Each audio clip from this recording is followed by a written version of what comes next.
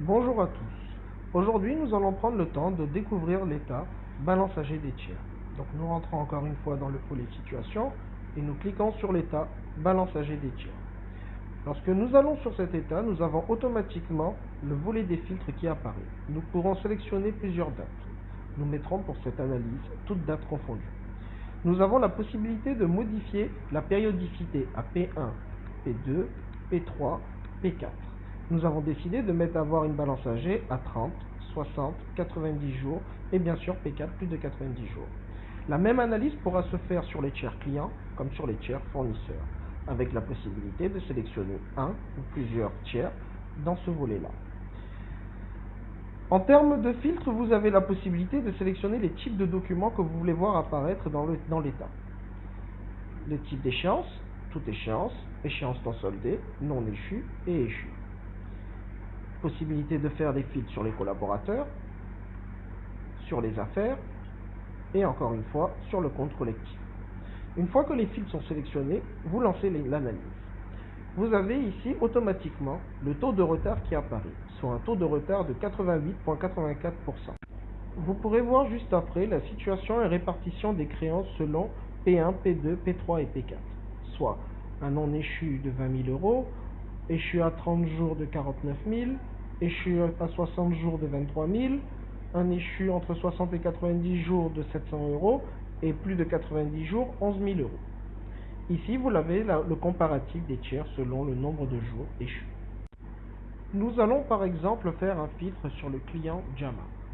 Et nous remarquerons que nous avons l'ensemble des pièces avec leur échéance qui apparaissent ici à P1, P2, P3, P4.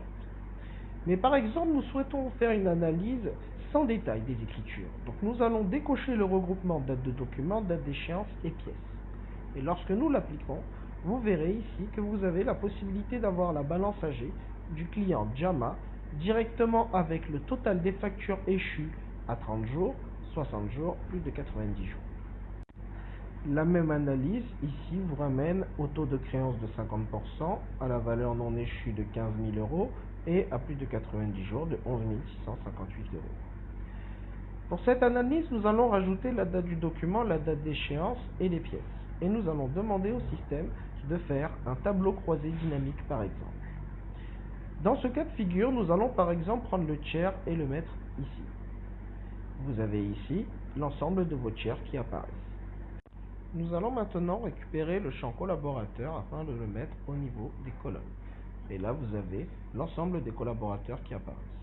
Nous allons récupérer l'unité de mesure, par exemple la somme TTC, et nous la mettons ici. Déjà, vous avez l'ensemble de la représentation qui apparaît ici en fonction des collaborateurs et des tiers. En cliquant sur ce bouton, vous avez automatiquement la représentation graphique du tableau croisé dynamique. Et nous remarquerons qu'avec le tiers client divers, un chiffre d'affaires de 73 896 euros a été réalisé par le commercial Amand Eddy.